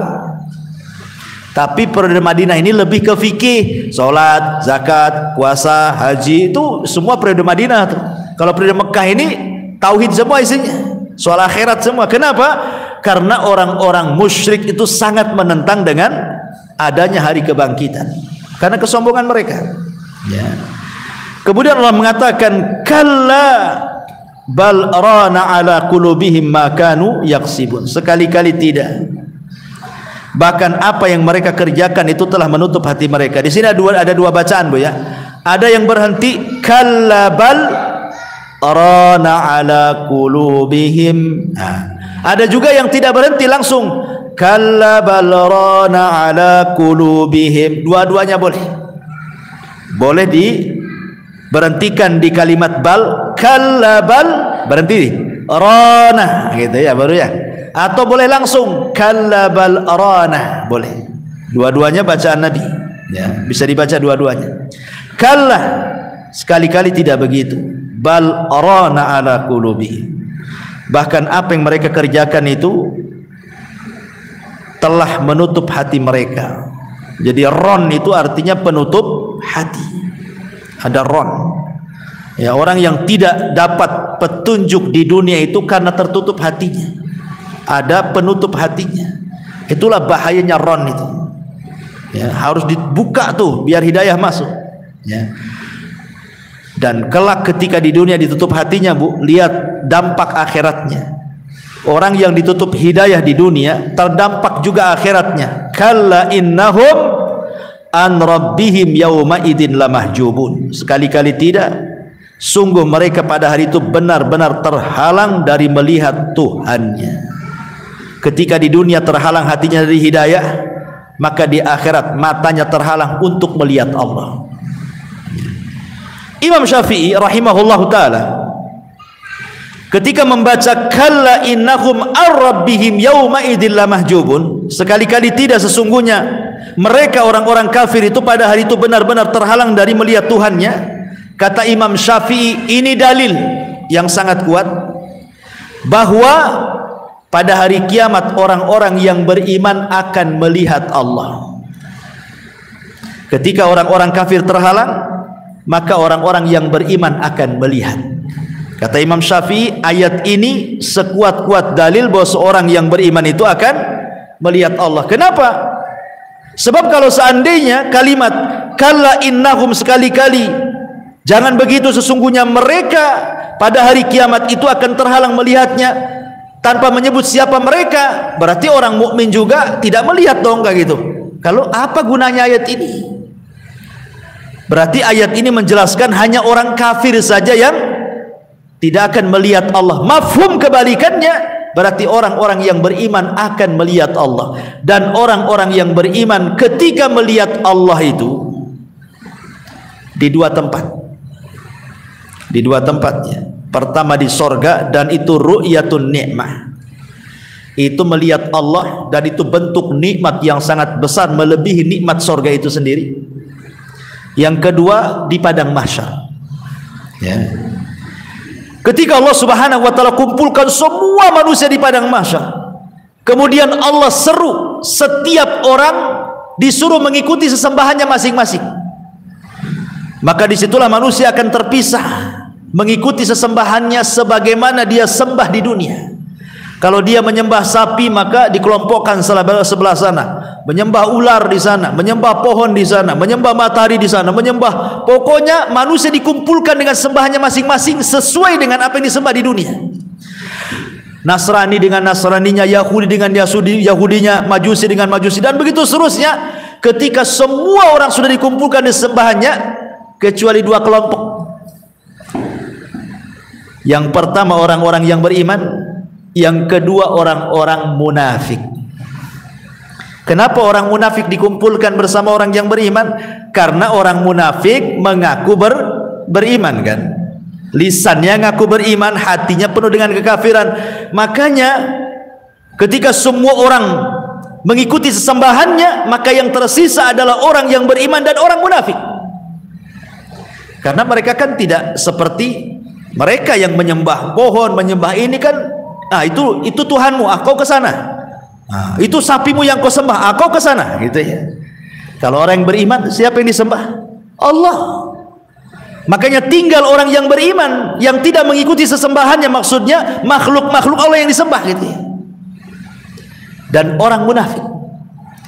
Ketika itulah Allah Subhanahu wa ta'ala berjanji akan menampakkan dirinya. Maka orang-orang yang beriman pengen mengetahui bahwa Allah itu akan menampakkan dirinya, maka Allah singkapkan betisnya. Ya. Allah singkapkan betis itu. Makanya Allah Subhanahu wa taala berfirman tentang masalah ini. Ketika Allah menyingkapkan betisnya, apa yang terjadi? Orang-orang yang beriman yang di situ ada para nabi, para siddiqin, para syuhada, orang-orang soleh, orang-orang baik, semua sujud. Baru disingkapkan betisnya, semua sujud. Ketika orang-orang munafik mau sujud tidak bisa, justru terjengkang ke belakang. Mau sujud lagi tidak bisa, terjengkang lagi ke belakang. Ketika itulah Allah mengatakan apa namanya, yud'auna ila sujudi fala yastati'un. Ketika mereka disuruh untuk sujud, fala yastati'un, mereka tidak bisa sujud, terjengkang terus ke belakang, terjengkang terus ke belakang. Ya. Disitulah Allah Subhanahu wa taala menampakkan dirinya. Tapi tentu ini bukan ru'yatun nikmah, karena ru'yah nikmah itu nanti di sorga ini. Ini kan konteksnya manusia dihadapkan dengan sesembahannya masing-masing. Ya. Jadi Allah menampakkan itu, adapun orang yang beriman, itulah aku Tuhannya gitu ya.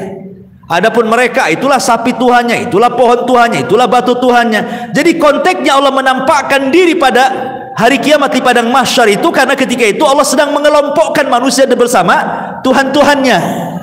Gitulah maksudnya, paham ya? Ya. Jadi begitulah. Ya. Tetapi ketika Allah menampakkan orang yang beriman langsung sujud, orang munafik tak bisa sujud. Wa yud'auna ila sujudi fala yastati'un. Mereka disuruh untuk sujud tidak bisa-bisa, asyik terjengkang ke belakang terus. Tersiksa akhirnya. Ya, orang munafik itu. Ya, karena mereka munafik. Mereka munafik, makanya mereka ditampakkan bahwa mereka ketika dunia bukan benar-benar menyembah Allah. Gitu ya. Ya, karena orang munafik itu kalau bahasanya apa namanya, tiang itu dipegang tengah-tengah. Ini mukmin sebelah sininya kafir, maunya itu megang tengah-tengah dia. Ya. Ibaratnya begini, kalau menguntungkan orang yang beriman, gabung dia dengan orang beriman. Kalau menguntungkan orang kafir, gabung dia dengan orang kafir. Jadi orang munafik itu satu sisi menipu orang yang beriman, sisi lain menipu orang kafir. Makanya dia mudabdabina baina dzalik, la ilaha ula wa la ilaha ula. Tengah-tengah ragu-ragu, enggak ke sini enggak ke sana. Makanya orang munafik itu malam dia beriman, pagi sudah kafir. Pagi beriman, malam pula dia kafir. Malam-malam gabung sama orang yang beriman, pagi pula gabung sama orang kafir. Pagi bergabung sama orang yang beriman, malam pula sudah kafir. Itulah yang disebutkan oleh Nabi sallallahu alaihi wasallam, nanti fitnah di akhir zaman itu seperti itu. Yusbihu mu'min wa yumsi kafir, wa yumsi mu'min wa yusbih kafir, kan itu. Malam beriman, pagi kafir. Pagi beriman, malam pula kafir. Itulah orang munafik. Ya. Nah, inilah kalla innahum ar-rabbihim yauma idzil lamahjubun thumma innahum lasalul jahim. Kemudian setelah itu benar-benar mereka akan dimasukkan ke dalam neraka. Setelah digolongkan dengan sembahannya masing-masing, maka Allah masukkan mereka ke dalam neraka. Thumma yuqalu hadzal ladzi kuntum bihi tukadzibun. Kemudian dikatakan kepada mereka, inilah azab yang dahulu kamu dustakan. Kamu mendustakan dulu tidak ada neraka, ini nerakanya gitu. Dulu kau dustakan jahanam, nih jahanamnya, nih syairnya, nih sakornya. Kalla inna kitabal abrari lafi illiyin. Nah, ini kebalikannya. Inilah Al-Quran ibu kalau menyebutkan orang-orang kafir pasti akan menyebutkan orang-orang yang beriman. Ya. Kalau menyebutkan neraka pasti menyebutkan sorga. Karena Quran itu kan masani sifatnya. Ya. Kalau tadi menyebutkan orang-orang yang kafir, maka Allah sebutkan nih siapa orang-orang yang abrar dan apa balasannya. Kala, sekali-kali tidak.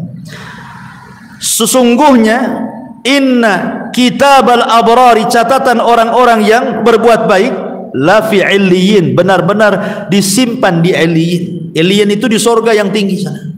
Illiyin. Ya. Wa ma adraka ma illiyun, tahukah kamu apa illiyun? Kitabum marqum, kitab yang berisi catatan amal. Yashhaduhul muqarrabun, yang disaksikan muqarrabun, malaikat-malaikat Allah. Satu tafsir muqarrab di sini artinya para malaikat. Ada yang mengatakan muqarrabun itu bukan para malaikat, tetapi penghuni surga yang paling tinggi di surga itu disebut muqarrab. Jadi tingkatan yang paling tinggi itu di surga itu disebut muqarrabun namanya. Ada muqarrabun, ya. Kemudian di bawahnya lagi ada ashabul yamin, kan itu ya. Kemudian di bawahnya lagi ada zalimul li nafsi. Nah, jadi yang paling tinggi disebut muqarrab. Oh, itu manzilahnya para nabi gitu ya. Nah, itu yang sedikitlah yang muqarrabun itu. Ada juga ashabul yamin. Ya, itu yang paling banyak ashabul yamin. Ada juga zalimul li nafsi yang masuk neraka dulu baru dimasukkan ke dalam surga sesuai dengan kehendak Allah. Lah ada juga yang mengatakan muqarrabun bukan malaikat, tapi ada yang mentafsirkan muqarrabun di sini malaikat menyaksikan catatan amalnya. Ada juga yang menyaksikan itu maksudnya penduduk surga yang paling tinggi dari kalangan para nabi dan rasul. Innal abrara lafi na'im. Sesungguhnya orang-orang yang berbakti benar-benar berada dalam surga yang penuh dengan nikmat. Naim itu siagul mubalaghah. Artinya kenikmatan yang tidak terputus, itu disebut naim. Ya. Surga itu kenikmatan yang tidak terputus, bal yazdad, bahkan bertambah dan begitu. Jadi setiap hari itu bertambah nikmatnya, Bu. Pamannya nih, saya minum mineral nih. Hari ini rasanya kayak gini. Besok minum lagi, rasanya beda lagi, lebih lezat lagi. Lusanya minum lagi, rasanya beda lagi, lebih lezat lagi. Padahal air yang sama tuh. Nah, itu maksudnya bertambah tuh. Seperti itu. Ya. Alal araiki yang turun. Mereka duduk di atas dipan-dipan melepas pandangan. Siapa yang dipandang di sini? Jadi mereka sambil diberikan satu tempat yang indah gitu ya, yang bisa terbang tuh, Bu. Ibu duduk di situ sampai bertelekan kemudian memandang. Siapa yang dipandang di sini? Sebagianlah mengatakan maksudnya sambil memandang wajah Allah. Dan ketika itu tidak ada nikmat melebihi memandang wajah Allah. Tapi ada juga kalimat yang turun umum karena tidak disebutkan siapa yang dipandang. Berarti semua kenikmatan di surga dipandang. Dan senikmat-nikmatnya adalah ru'yatullah, melihat Allah subhanahu wa ta'ala. Ta'rifu fi wujuhihim nadratan naim. Kamu dapat mengetahui dari wajah mereka kesenangan hidup yang penuh kenikmatan. Di surga itu, Bu, nggak ada orang yang berwajah kusam masam, tuh tidak ada. Semua wajah penduduk surga itu nadratan naim, betul-betul nampak sumringah, itu bahasa kita. Di dunia saja kan orang senang nampak, Bu, dari wajahnya kan. Ibu nampak nih, baru dikasih suami uang banyak gitu. Udah nggak senyum-senyum aja lah. Nggak diajak senyum pun senyum sendiri tuh. Senyum, nampaklah orang senang itu. Lain dengan orang rungsep kan, nampak juga kan.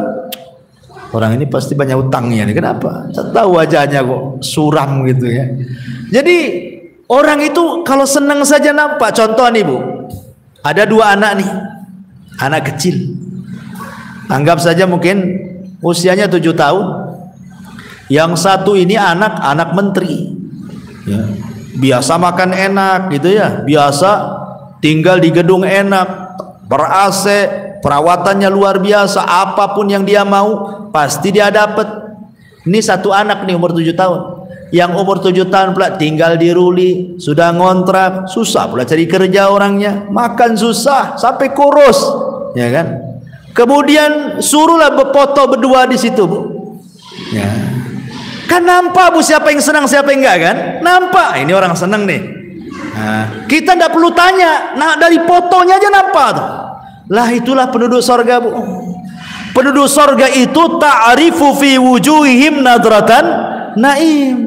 Nampak dari wajahnya ada sumringah gitu. Lah penduduk surga kayak gitu tuh. Tetapi kan di surga tentu masalul a'la. Ini kan di dunia, di surga ya kenikmatannya tidak bisa dibayangkan lah. Ini saya contohkan saja seperti itu. Ya. Yusqauna min rahiqim makhtum.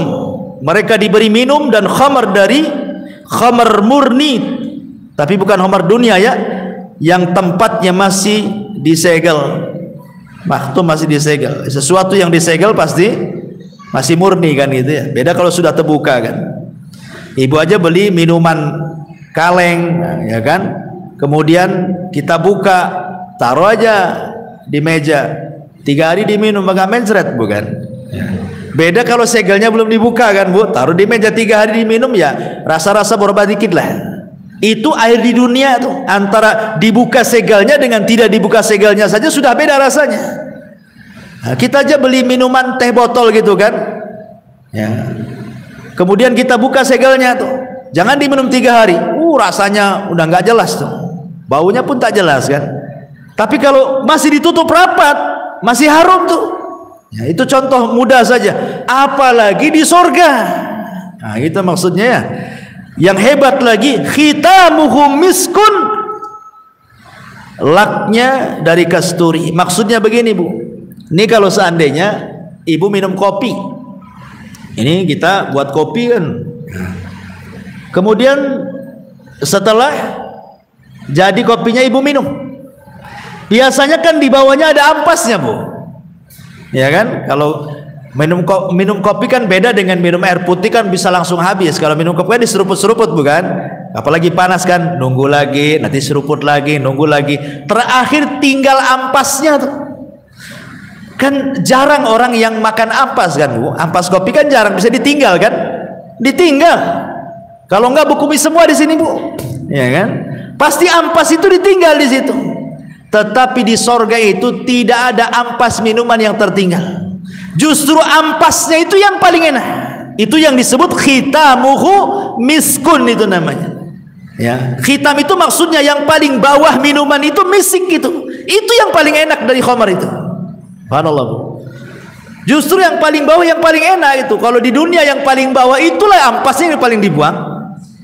Nah, kita nih ambil atasnya saja, yang bawahnya sudah dibuang. Tapi di sorga terbalik pula. Seperti itulah sorga. Karena makanan di sorga itu tidak ada yang dibuang satu. Tidak ada yang dibuang, semua dimakan.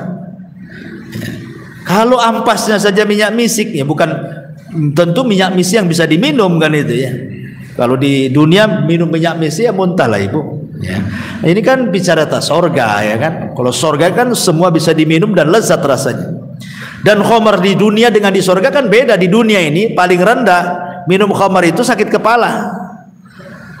Ya, saya nggak pernah minum, cuman orang-orang ngomong itu kalau orang baru latihan minum khamar tuh sakit kepala Ustaz katanya. Pusing katanya kalau baru latihan tuh. Nah, kalau sudah canggih, itu tidur di solokan tuh katanya. Karena nggak sadar kan, nggak sadar orang, nggak tahu rumah, main tidur aja dia. Itu di dunia tuh. Di akhirat nggak ada kayak gitu minum khamar. Semua lezat. Ya. Makanya Allah mengatakan wa fi dzalika falyatanafasil mutanafisun. Dan untuk yang demikian itu hendaklah berlomba-lomba untuk mendapatkannya. Lihat, ketika Umar bin Khattab radhiyallahu an ingin berlomba-lomba dengan Abu Bakar Siddiq radhiyallahu an dan mengatakan saya tidak pernah mampu untuk mengejar amalan Abu Bakar. Ketika perang Tabuk, Nabi SAW mengiklankan untuk sahabat berinfak. Apa kata Umar? Hari ini waktunya, aku bisa menandingi Abu Bakar katanya. Datang dia kepada Nabi, Rasul, kuinfakkan separuh hartaku katanya. Kata Rasul, banyak kali kau infakkan hartamu Umar, keluargamu makan apa? Tenang Rasul, masih ada separuh katanya. Dipikirnya Abu Bakar tidak bisa menandingi Umar. Setelah itu besoknya datang Abu Bakar, Rasul, saya infakkan semua hartaku katanya. Bukan separuh lagi, Umar separuh, ini Abu Bakar besoknya datang semua. Umar geleng-geleng, gak bisa lah aku ikut dia katanya. Itulah begitu tanafus namanya ya. Ya, bagaimana dulu para sahabat itu berlomba-lomba dalam kebaikan, itu maksudnya seperti itu. Bukan berlomba-lomba dalam keburukan ya kan, seperti di zaman sekarang. Kalau sekarang berlomba-lomba dalam keburukan, bukan dalam kebaikan. Kayak ibu nih kumpul, sebenarnya perkataan mubahnya sebentar, gibahnya yang lama. Ya, kadang-kadang sebenarnya sih awalnya nggak punya dosa, ngomong sana sini, akhirnya mulai cerita sana, cerita sini. Keasikan itu setan datang, mungkin keperluannya setengah jam, gibahnya sampai 3 jam tuh. Nah, sekarang yang berlomba-lomba di atas kebaikannya mana kalau begitu? Makanya di sini Allah mengatakan falyatanafasil mutanafisun. Allah mengatakan wa mizazuhu min tasnim, dan campurannya saja dari tasnim. Di dunia khamar itu kan harus dicampur dengan air, Bu, supaya jangan terlalu kental.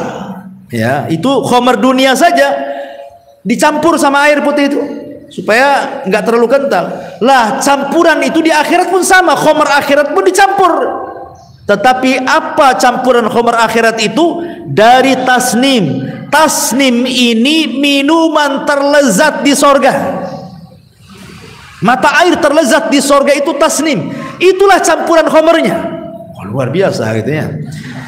Makanya Allah mengatakan ainan yashrabu bihal muqarrabun, di mana tasnim itu adalah air yang khusus diminum oleh mereka yang sangat dekat dengan Allah. Jadi tidak sembarang orang minum tasnim itu, hanya muqarrab yang tingkat tinggi saja di surga. Makanya tasnim itu adalah minuman yang luar biasa, itu yang paling lezat di surga. Kemudian Allah mengatakan innal ladzina ajramu kanu minal ladzina amanu yadhakun. Sesungguhnya orang-orang yang berdosa adalah mereka yang dahulu mentertawakan orang-orang yang beriman. Siapa orang-orang yang berdosa di sini, Bu? Ya, kalau di zaman Rasul ya Abu Jahal, Abu Lahab, kemudian Al-Walid, kemudian Uqbah bin Abi Mu'aid, banyak ya. Itulah orang-orang yang dikatakan mujrimun. Minal ladzina amanu, terhadap orang-orang yang beriman. Siapa orang-orang beriman ini? Yang maksudnya Rasulullah dan para sahabatnya. Yadhakun, mereka mentertawakan. Jadi orang-orang kafir, orang-orang yang mujrim, Abu Jahal, Abu Lahab dan konco-konconya di zaman itu suka mentertawakan Rasul dan orang-orang yang beriman. Contoh satu kasus, Abu Jahal ini sempat sesumbar di hadapan anak-anak muda yang sedang duduk di sekitar Ka'bah itu. Coba saja Muhammad datang, sujud dia di sini menghadap Ka'bah, maka aku akan suruh seseorang untuk meletakkan salat jazur di pundaknya. Betul pula Allah takdirkan datang Rasulullah, salat pula di situ.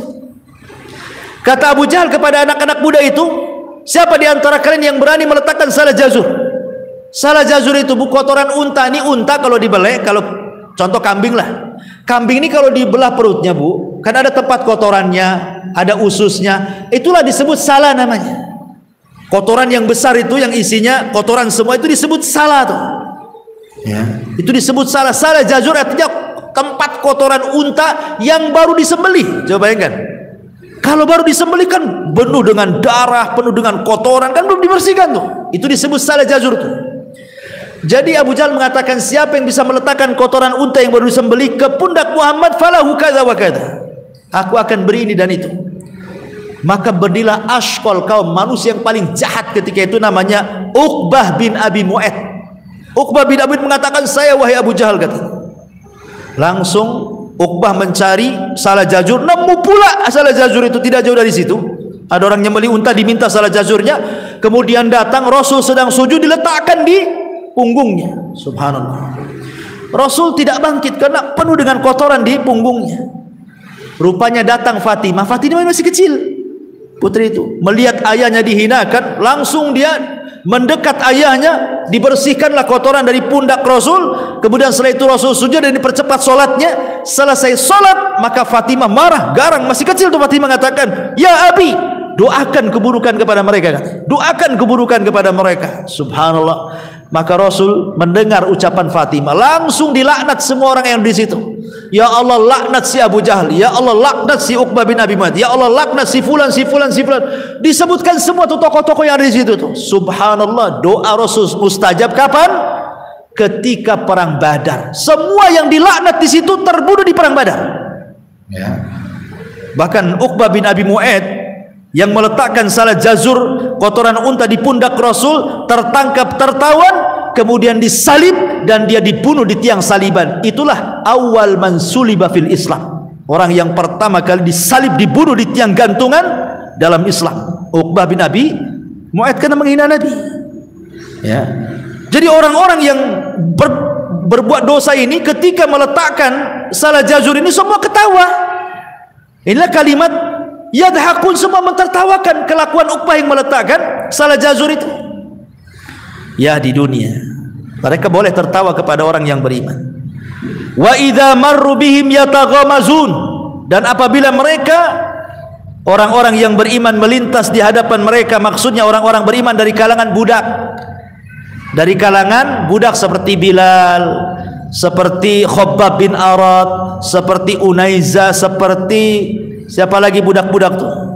Kalau nampak orang-orang lemah tuh, budak-budak yang sudah masuk Islam tuh lewat, ya taghamazun, mereka saling mengedip-ngedipkan matanya, menghina maksudnya. Makanya dalam bahasa Arab itu ada 3 kata, Bu.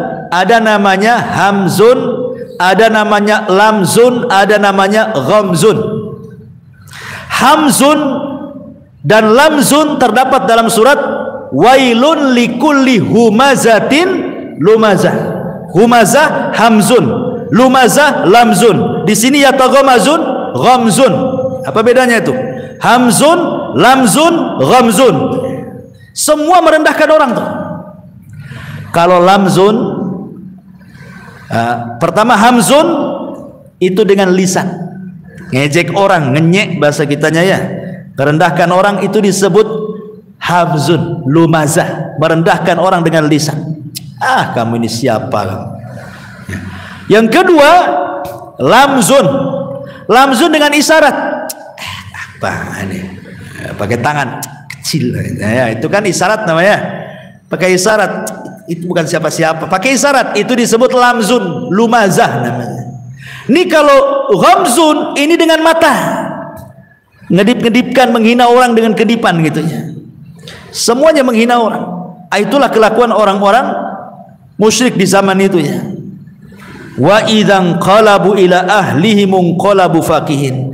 Apabila mereka kembali kepada kaumnya, kembali kepada keluarganya, mereka kembali dengan gembira karena sudah merendahkan orang yang beriman. Mereka cerita, aku tadi sudah buat orang-orang pengikutnya si Muhammad tuh begini-begini. Diceritakan, puas dia ya. Dan begitulah ya kan. Kadang-kadang di antara kita persis kelakuannya seperti orang-orang jahiliyah, Bu. Ketika kita tidak suka dengan orang, nyakiti orang, kalau sudah betul-betul tersakiti orang yang kita sakiti, wah puas rasanya gitu. Ada, Bu, yang kayak gitu, Bu? Ada tuh. Persis seperti ini nih, kayak Abu Jahal. Ya. Ada orang itu kalau udah nyakiti orang itu, kalau belum tersakiti rasanya belum puas, tapi kalau udah kapok udah puas rasanya. Alhamdulillah. Kecapaian juga katanya. Kan ada, nggak boleh kayak gitu, Bu. Ini orang jahiliyah kelakuannya kayak gini nih. Ya. Kemudian Allah mengatakan wa ma ursilu alaihi wa idza ra'awhum qalu inna haula ladhalun. Bukan hanya itu saja. Dan apabila mereka melihat orang-orang yang beriman, mereka mengatakan itulah orang-orang sesat katanya. Sudah dihina dengan kedipan kan itu. Sudah dihina dengan lisan, dihina pula dikatakan sesat. Kurang apa coba cemoohan-cemoohannya mereka itu? Maka Allah mengatakan wa ma ursilu alaihim hafidin. Padahal orang-orang yang berdosa itu mereka tidak diutus sebagai penjaga bagi orang yang beriman. Ya, emangnya kamu tahu siapa yang sesat? Ketika engkau mengatakan si fulan sesat, jangan-jangan kamu yang sesat. Kan Allah tidak suruh engkau menyesat-nyesatkan orang gitu. Karena Allah tidak suruh engkau mengintai mereka. Maka Allah mengatakan, okelah itu di dunia. Kalian boleh mentertawakan orang-orang yang beriman, menghina, mengejek. Tapi Allah katakan fal yaum, di sini keadilannya, fal yauman ladzina amanu minal kuffari yadhakun. Maka pada hari ini, maksudnya pada hari kiamat, ketika orang-orang yang beriman masuk surga, orang-orang yang mengejek masuk neraka. Surga dan neraka itu ada jendela, Bu, di mana penduduk neraka bisa melihat kepada penduduk surga dari jendela bisa melihat penduduk neraka. Fal yauma, sekarang kata Allah, orang-orang yang beriman sudah di surga nih. Ya. Fal yaumal ladzina amanu minal kuffari yadhakun. Pada hari ini orang-orang yang beriman terbalik mentertawakan orang-orang kafir di neraka. Dari sini kata para ulama, boleh enggak ketika ada orang kafir menghina kita, kita hina balik. Ketika mereka mengejek kita, kita ejek balik, dan begitu seterusnya. Ulama mengatakan tidak ada masalah. Enggak masalah, tetapi sebatas ejekannya saja. Kalau mereka mengejek kita, maka kita ejek balik. Tapi sebatas ejekan dan yang ia ejek kepada kita saja. Pamannya ada orang yang ngata-ngatain ibu, oh dasar ibu ini marmut banyak. maka ibu boleh, yang marmut itu kamu. Nah, kan dia nyebut marmut Bu ya, berarti marmut saja yang ibu sebut. Karena dia nyebut kita marmut, kita balikin yang marmut itu kamu. Jangan pula dasar marmut, kamu buaya. Nah, kan lebih kejam lagi ya. Jadi cukuplah keburukan dengan keburukan yang sama, boleh. Kita itu membalas keburukan dengan keburukan yang sama. Tetapi mentertawakan orang-orang kafir di dunia tidak boleh. Walaupun mereka menghina kita, kita tertawakan mereka. Kenapa? Karena kita tidak tahu akhir kehidupan orang itu. Boleh jadi di akhirnya mereka dapat hidayah tobat, ya kan? Kita tidak tahu. Nanti ada saatnya kita mentertawakan mereka sebagaimana mereka mentertawakan kita. Kapan kita tertawakan mereka? Ketika kita melihat mereka di neraka. Maka orang-orang yang beriman akan tertawa. Hal suwibal kufaru ma kanu yaf'alun. Apakah orang-orang kafir itu diberi balasan hukuman terhadap apa yang telah mereka perbuat? Wallahu a'lam. Bu, ini tadinya mau saya ambil potongan-potongan dan kita jelaskan secara rinci, tapi gak enak lah kan itu. Mendingan sekali selesai satu surat walaupun diambil catatan-catatan sedikit dari tafsirnya. Baik, sebelum saya tutup Bu, kalau Anda yang bertanya silakan.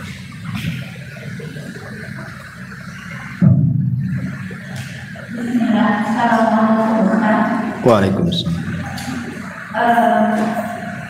Dalam ayat pertama tadi ya Ustaz, ayat kata di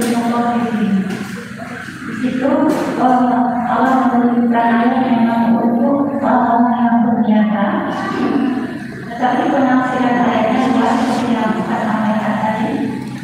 Yang anaknya adalah sebelumnya kita memang sudah mengetahui ancaman-ancaman Allah terhadap ayat ini Ustaz.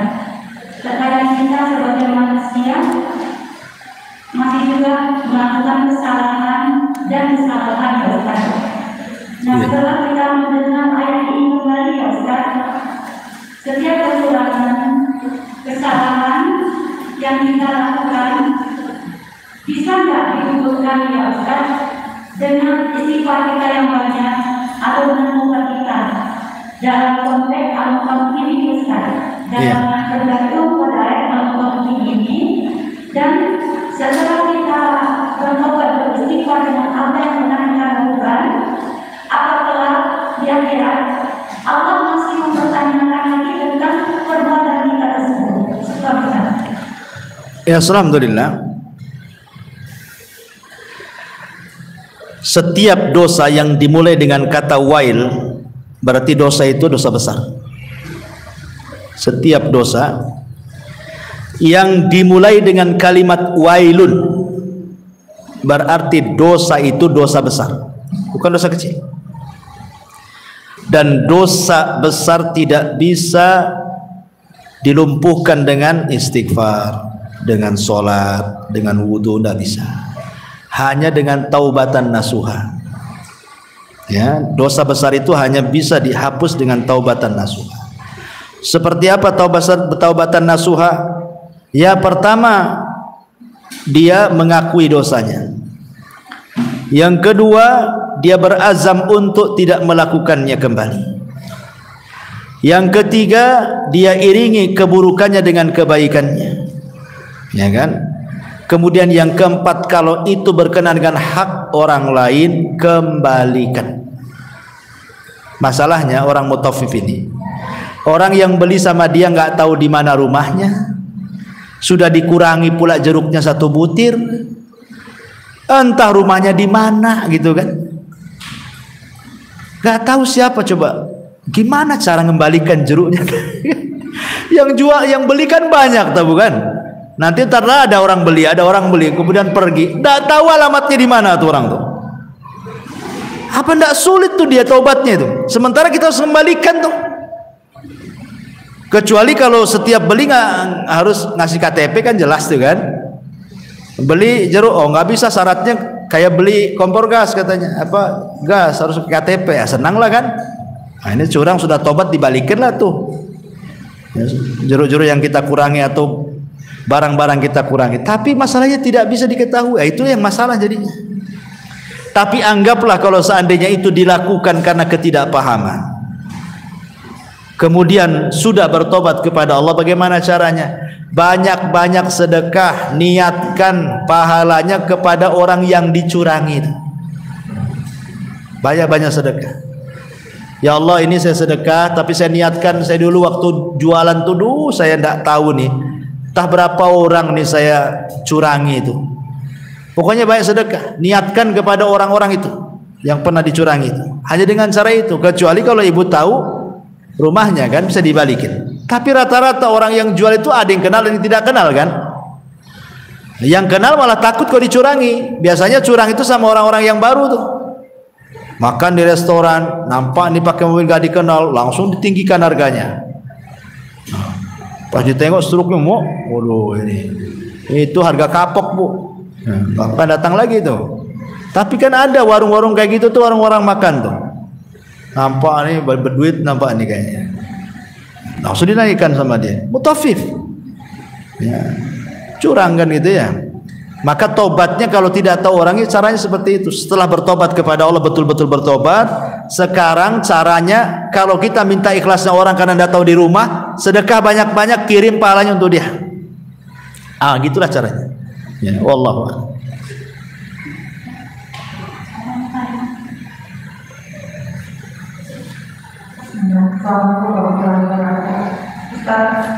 Tadi mengenai mayat yang bagus amalnya kan dijemput sama malaikat rahmat, kemudian mereka atas dikasih uangnya.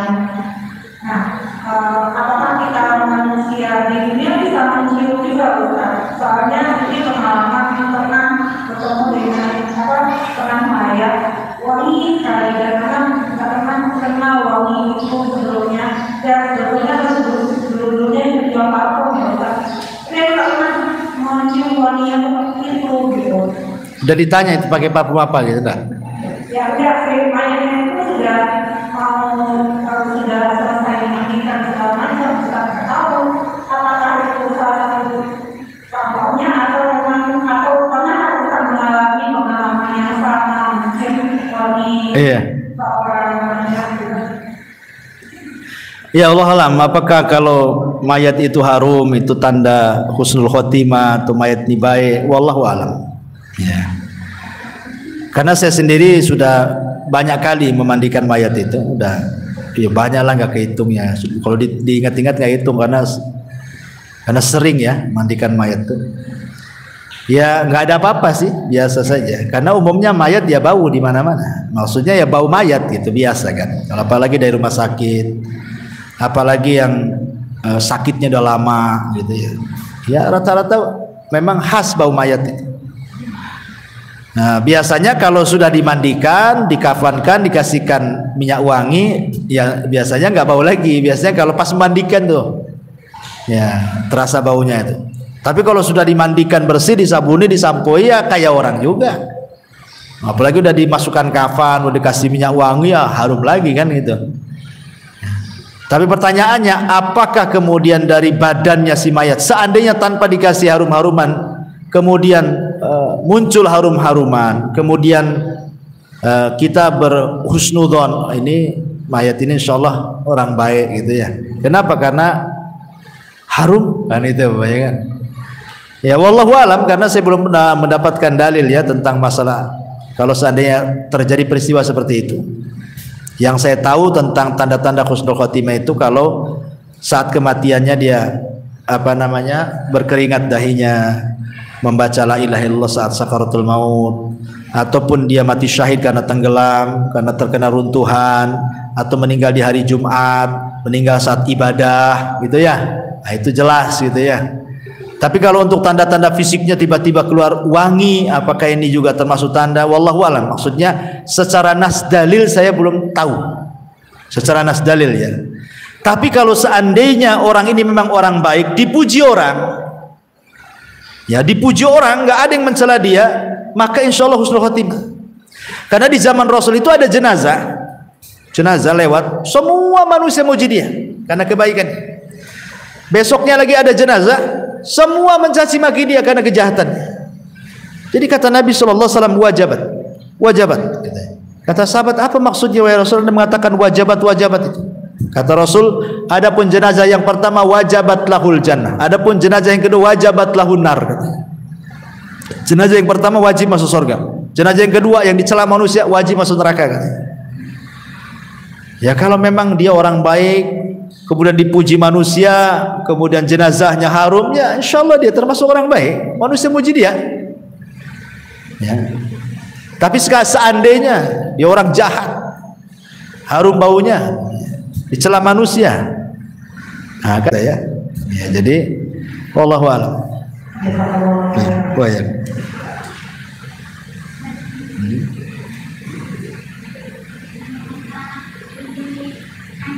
Pakai mic, nggak dengar.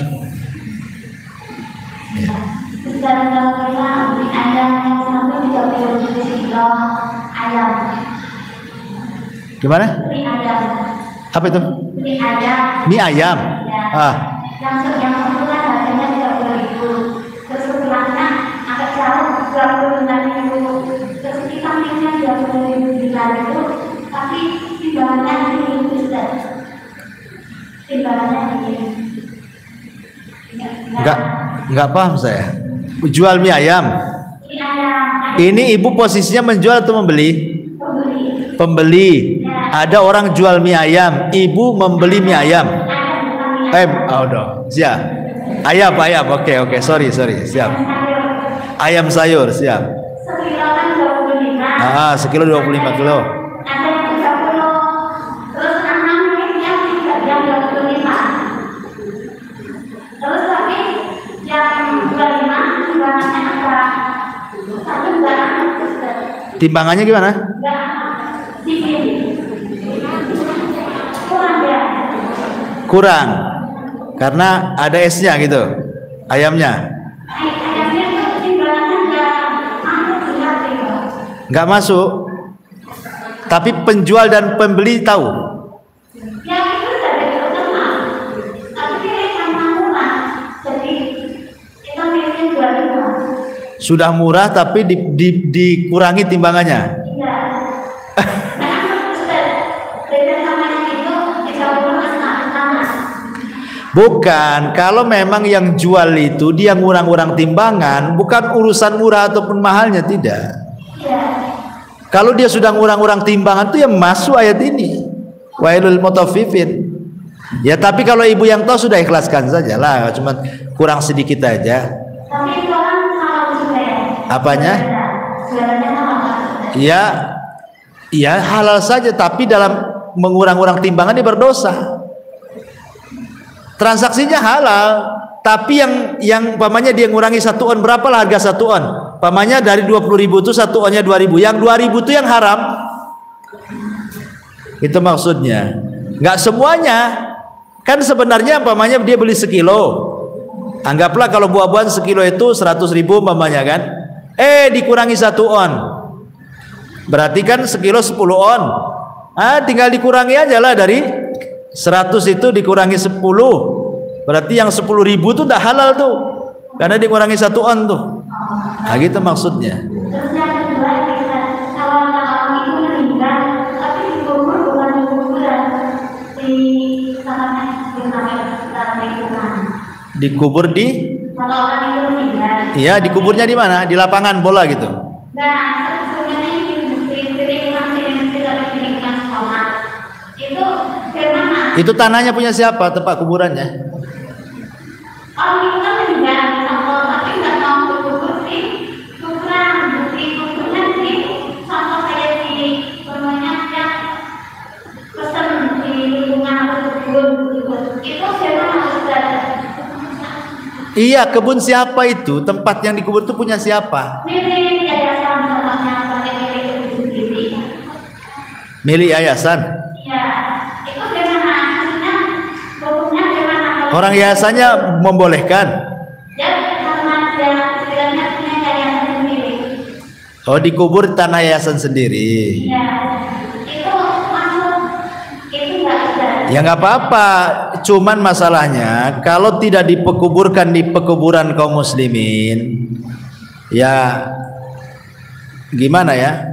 Justru kalau kita ini dikuburkan di kaum muslim kan banyak orang yang ziarah, banyak orang yang doakan kan itu ya.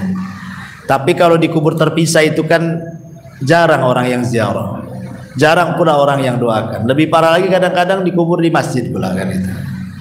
Ya, jadi ya sebaiknya dibuat umum saja di kubur muslim itu lebih baik. Tapi secara hukum yang penting dikubur, apalagi yang jelas itu bukan tanah orang yang gosop gitu ya. Jangankan itu orang sholat di tanah gosop aja makruh hukumnya. Kita sholat di tanah orang nggak izin nih, makruh, nggak boleh sholatnya. Apalagi nanam kuburan pula di situ. Apa nggak muring-muring yang punya lahan tuh? Malam-malam nggak berani lagi dia datang. Gitu. Ya kalau memang itu bukan tanah orang, bukan tanah gosop, ya istilahnya tanah yayasan kan itu ya. Dan sepakat di situ, boleh di situ dijadikan tempat kuburan ya nggak apa-apa. Tapi nggak dari orang. Ya itu saja. Jadi yang ziarahi sedikit, kan itu ya. Ya takutnya juga memadorotkan orang juga kalau seandainya tidak dikubur di kuburan kaum muslimin. Nanti mungkin ada anak-anak ke situ main, diinjak-injak, dikencingi, diduduki di situ kan itu. Iya, maksudnya dikhawatirkan kalau dikuburkan tidak di pekuburan kaum muslimin itu, pamannya dia ingin dikubur di samping rumah dia lah contohnya. Takutnya kuburan itu jadi madaratkan orang gitu loh. Entah anak-anak main lato-lato di situ, ya kan?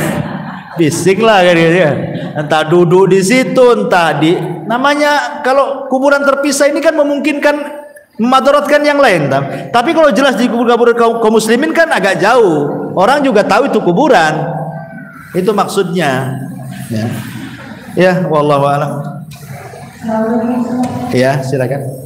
Tadi kan manusia dipastikan dari jalan-jalan, berarti nggak ada manusia yang mendapatkan manusia. Nggak ada. Semua manusia punya tulang ekor. Tetapi kan anggaplah dikatakan bahwa itu kayak dikremasi ya kan, dibakar tuh.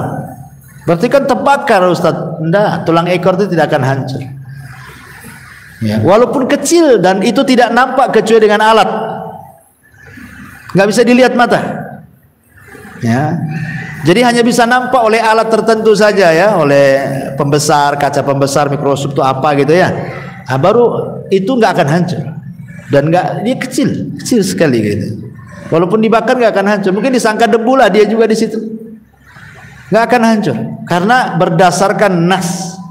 Memang Rasul yang ngomong seperti itu. Bahwa tulang ekor itu tidak akan hancur. Termasuk pada hari kiamat itu ada makhluk-makhluk yang tidak akan dihancurkan. Salah satunya tulang ekor, ruh, arasy, gitu ya, sorga itu nggak akan hancur. Ada sekitar 7 atau 8 makhluk tidak akan dihancurkan pada hari kiamat atas kehendak Allah. Ya. Wallahu a'lam. Ya, masih. Sudah ya. Baik, mudah-mudahan ada manfaatnya.